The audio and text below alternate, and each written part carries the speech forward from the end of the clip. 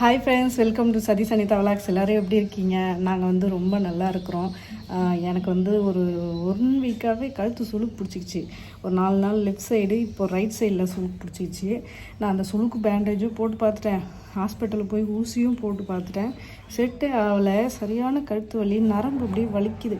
Home ரெமெடிஸும் நான் வந்து try பண்ணி பார்த்துட்டேன். அந்த படி வச்சு படுக்கிறது, அரிசி மூட்டை வச்சு படுக்கிறது, தலகாணி இல்லாமல் கரெக்டாகவும் படுத்து பார்த்தேன். சரியாகிற மாதிரி தெரியவே இல்லை. ஸோ உங்களுக்கு எதனா ஒரு ரெமெடி தெரிஞ்சதுன்னா எனக்கு வந்து சொல்லுங்கள். நான் வந்து அதை ட்ரை பண்ணி பார்க்குறேன். ஊசி போட்டுமே வந்து சரியாகலை. மாத்திரை போட்டுட்டு தான் இருக்கேன். போட்டால் கொஞ்சம் வலி தெரியாத மாதிரி இருக்குது. தூக்கம் வருது. அந்த மாத்திரை போட்டோடனே தூங்கி எழுந்தோடனே இன்னும் கழுத்து ரொம்ப வலிக்குது. இந்த பக்கம் அப்படி சரியாக திரும்பவே முடியல. இன்றைக்கி லஞ்சு வந்து ரொம்பவும் சிம்பிளாக தான் பண்ண போகிறேன். ஏன்னா எனக்கு கழுத்து வலியில் என்னால் முடியவே இல்லை. சரி, இருக்கிறத வச்சு செஞ்சுட்டு பசங்களை ஸ்கூலுக்கு அனுப்பிட்டு 1 வீக்காக இந்த கிச்சன் அப்படியே விட்டு வச்சுருக்கிறேன். கிச்சனுக்கு போகும்போதெல்லாம் எனக்கே ஒரு மாதிரி இருக்குது. அதை பார்த்தாவே 2 தலைவலி எக்ஸ்ட்ரா வருது. சரி, இன்றைக்கி க்ளீன் பண்ணிடலான் இருக்கேன். சரி, ரொம்ப நேரம் என்னால் இப்படி பேச முடியல. நான் போய்ட்டு வேலையை பார்க்குறேன். நான் இப்போ கொஞ்ச நாளாகவே எக் பாயில் பண்ணுறதுக்கு அகரோ பிராண்டோட இந்த எக் பாய்லர் போச்சரை யூஸ் பண்ணிகிட்ருக்கேன். இது 2 in 1. எக் பாயிலும் பண்ணிக்கலாம், எக் போச்சும் பண்ணிக்கலாம். இந்த ப்ராடக்ட் கூடவே என்னென்ன வருது பார்த்தீங்கன்னா, டிரான்ஸ்பரண்ட் லிட் ஒன்று வருது, மெஷரிங் கப்பு கொடுத்துருக்காங்க, இது எக் போச் பவுல் ஒன்று கொடுத்துருக்காங்க, 8 எக்கு பாயில் பண்ணுற மாதிரி எக் ட்ரே கொடுத்துருக்காங்க. ஸோ இதுதான் இதோட மெயின் பாடி. இதுக்கு மேலே தான் நம்ம தண்ணி ஊற்றுவோம். முன்னாடி பார்த்தீங்கன்னா ஆன் ஆஃப் பட்டன் இருக்குது. அப்புறம் பவர் கோடும் கொடுத்துருக்காங்க. இது 500 watts எடுக்கும். ஃபர்ஸ்ட் எக்கை நான் பாயில் பண்ண போகிறேன். ஸோ இந்த ட்ரேயில் 120 ml தண்ணி வந்து ஊற்றிக்கிறேன். அதுக்கு மேலே ட்ரேவை வச்சுட்டு முட்டையை எடுத்து இந்த மெஷரிங் கப்புக்கு பின்னாடி இருக்கிற பின்னில் வந்து ஹோல் போட்டுக்கிறேன். இந்த ஹோல் போடும்போது முட்டை வந்து ரொம்பவே குயிக்காக வெந்துடும். ஸோ இதை கம்பல்சரி பண்ணி தான் ஆகணும். ஹோல்லாம் போட்டதுக்கு பிறகு இந்த மெஷரிங் கப்புக்கு பின்னாடியே ஒரு கேப் கொடுத்துருப்பாங்க இல்லையா, அதை போட்டு க்ளோஸ் பண்ணிக்கணும். ஏன்னா சேஃப்டி பர்பஸ்க்காக நான் தண்ணியோட அளவு 120 ml அளவுக்கு எடுத்திருக்கேன். கரெக்டாக 11லிருந்து 15 நிமிஷத்துக்குள்ளே சூப்பராக எக் ரெடி ஆகிடும். எப்பயும் போல் ப்ளக் ஆன் பண்ணிவிட்டு ஃப்ரண்ட்டில் இருக்கிற ஆன் ஆஃப் பட்டனை லைட்டாக புஷ் பண்ணால் போதும், இது ஆன் ஆகிடும். இதில் எக் பாயில் பண்ணுறதுக்குமே 3 ஆப்ஷன் இருக்குது. நமக்கு சாஃப்ட் பாயில் எக் வேணும் அப்படின்னா 35 ml தண்ணி ஊற்றினா போதும். மீடியம் பாயில் வேணும் அப்படின்னா 55 ml தண்ணி ஊற்றினா போதும். நல்லா வெந்து வரணும், ஹார்ட் பாயிலிங் எக் வேணும்னா 120 ml தண்ணி ஊற்றணும். எனக்கு கரெக்டாக 12 minutesல ஆட்டோமேட்டிக்காகவே ஆஃப் ஆயிருச்சு. அதுக்கப்புறம் குழந்தைங்களுக்கு வந்து போர்ச் பண்ண போகிறேன். இதில் 4 எக் போர்ச் பண்ணிக்கலாம். சரி, நான் பசங்களுக்கு ஆளுக்கு ஒன்று பண்ணிவிட்டு கேரட்டை வந்து ஸ்டீம் பண்ணி கொடுத்துட்டேன். ரொம்பவே ஈஸியாக இருந்தது எனக்கு. இதில் லைட்டாக சால்ட் மட்டும் போட்டு கொடுத்தா குழந்தைங்களுக்கு பிடிக்குன்றதுனால நான் கொஞ்சம் சால்ட் ஆட் பண்ணிட்டேன். அதுக்கப்புறம் எப்பயும் போல் லிட்டை கவர் பண்ணிட்டோம் அப்படின்னா 10 minutesல எக் போச் ரெடி ஆகிடும். இதில் 4 எக் போச் பண்ணிக்கலாம். தண்ணியோட அளவு பார்த்தீங்கன்னா 120 ml வச்சுக்கணும். முட்டையெல்லாம் எந்த கிராக்கும் இல்லாமல் சூப்பராக குக்காக இருந்தது. நான் போட்ட ஹோல் கொஞ்சம் பெருசாகிடுச்சுன்னு நினைக்கிறேன். ஒரே ஒரு முட்டை மட்டும் கொஞ்சம் வெளில வந்துருந்தது. இப்போ இந்த எக் எல்லாம் உரிக்கிறதுக்கு ரொம்பவே ஈஸியாக வந்ததுங்க. ஸோ இதில் நாட்டுக்கோழி முட்டை நான் 3 வேக வச்சுருந்தேன். நாட்டுக்கோழி முட்டை வந்து நம்ம கேஸில் வேக வைக்கிறோம் அப்படின்னா கண்டிப்பாக கேஸ் அதிகமாகும், டைமிங்கும் எக்ஸ்ட்ரா ஆகும்.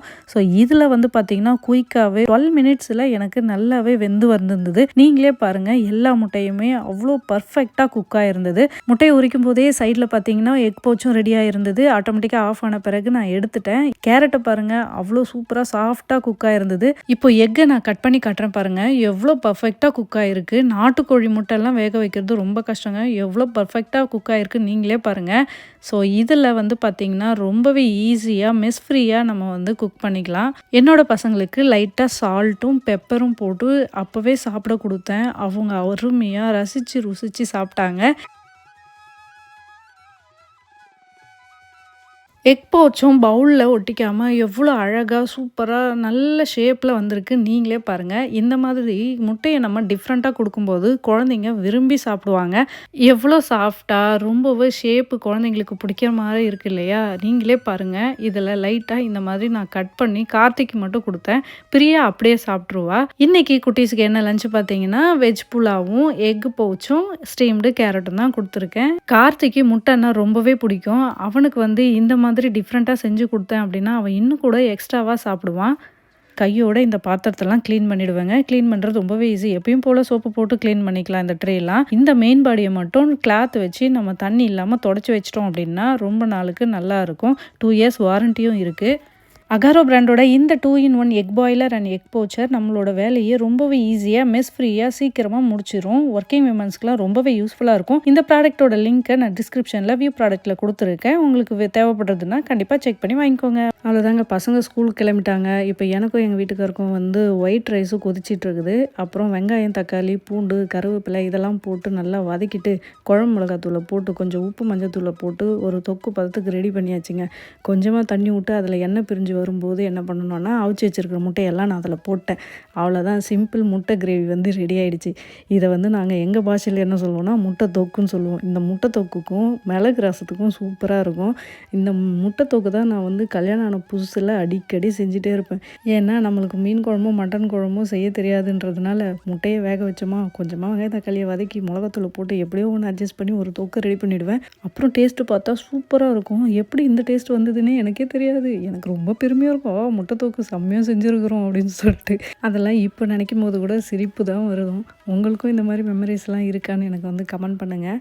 அப்புறம் லஞ்சு முடிச்சிட்ட பிறகு பாத்திரம் எல்லாமும் கையோட க்ளீன் பண்ணி வச்சுட்டாங்க. அப்புறம் இன்னொரு முக்கியமான விஷயம், ஸோ புதுசாக வீடு கட்டுறீங்க அப்படின்னா உங்கள் ஹைட்டுக்கு ஏற்ற மாதிரி இந்த கவுண்டர் டாப்பும் சிங்க்கும் வந்து ப்ளேஸ் பண்ணிவிடுங்க.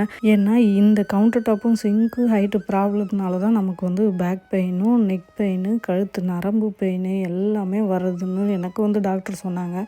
ஆமாம், என்னோடய கவுண்டர் டாப்பும் வந்து என்னோடய ஹைட்டுக்கு கொஞ்சம் கம்மியாக தான் இருக்குன்றதுனால நான் வந்து மோஸ்ட்லி குனிஞ்சா மாதிரி சாமான் கழுவுவேன்.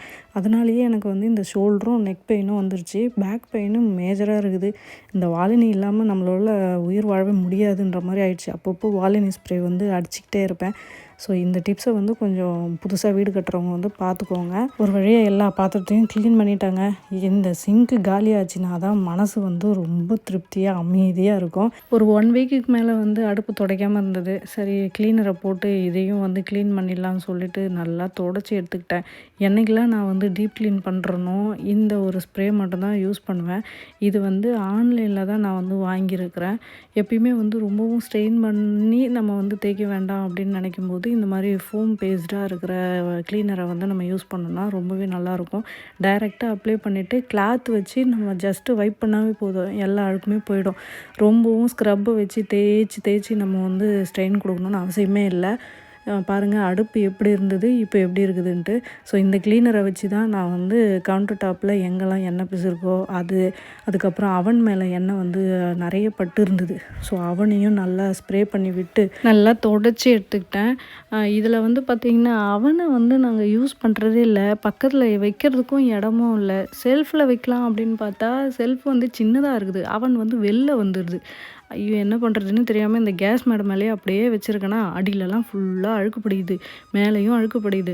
நம்ம வந்து இதை ஃப்ரீயாக வைக்கலாம்னு சொல்லிட்டு கொஞ்சம் ரைட் சைடில் வச்சோம் அப்படின்னா அங்கே வந்து வாஷ் பேஷன் இருக்கிறதுனால தண்ணி படுது, தூரி ஏறி போயிடுது.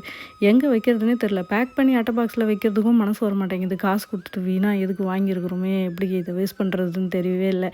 இந்த அவனை வாங்கிட்டு நான் படுறதே எனக்கு தாங்க தெரியும். யூஸ் பண்ணவும் முடியாமல் யூஸ் பண்ணலாமா வேணாமான்னு யோசிச்சுன்னே அதை வந்து வச்சிட்ருக்கதா இருக்குது. ஸோ இந்த ஸ்ப்ரே வந்து எனக்கு எவ்வளோ யூஸ்ஃபுல்லாக இருக்குதுன்னு நீங்களே பாருங்கள். அவ்வளோ அழுக்கு இருந்தது. அதை வந்து நம்ம ஸ்ப்ரே பண்ணி லைட்டாக துடைச்சாவே போதும், ஃபுல் அழுக்குமே போயிடுதுங்க. சீரியஸ்லி வேறு லெவலில் இந்த கிச்சன் கிளீனருங்க. அப்புறம் வந்து மிக்ஸி, கிரைண்டர் இது எல்லாத்துக்கும் மேலேயும் நம்ம வந்து யூஸ் பண்ணிக்கலாம். அவ்வளோ அழுக்கை வந்து சூப்பராக எடுத்து ரிமூவ் பண்ணிடுது. அவ்வளோதாங்க, இதே மாதிரி கொஞ்சம் அழுத்தி தேய்ச்சோம் அப்படின்னா மிக்ஸி வந்து நல்லா பளபளன்னு ஆகிடும். அப்புறம் மிக்ஸி என்ன பிராண்டுன்னு கேட்டிருந்தீங்க. அது வந்து பட்டர்ஃப்ளையே. அடுப்பு மோஸ்ட்லி நிறைய பேர் கேட்பீங்க. அது வந்து விடியம்னு நிறைய வீடியோவில் சொல்லியிருக்கேன், கவனிச்சிங்களா என்னன்னு தெரியல. விடியம் பிராண்டட் தான் வாங்கியிருக்கேன். அவன் வந்து பார்த்திங்கன்னா ஐஎஃப்பி, ஃப்ரிட்ஜு பார்த்திங்கன்னா எல்ஜி. இது தாங்க, அவ்வளோதாங்க. வாங்குறது ஒருத்தான ஒரு நல்ல ப்ராடக்டாக வாங்கிடலாம் சொல்லிட்டு தான் எல்லாமே வந்து நல்ல பிராண்டட் வாங்குறது.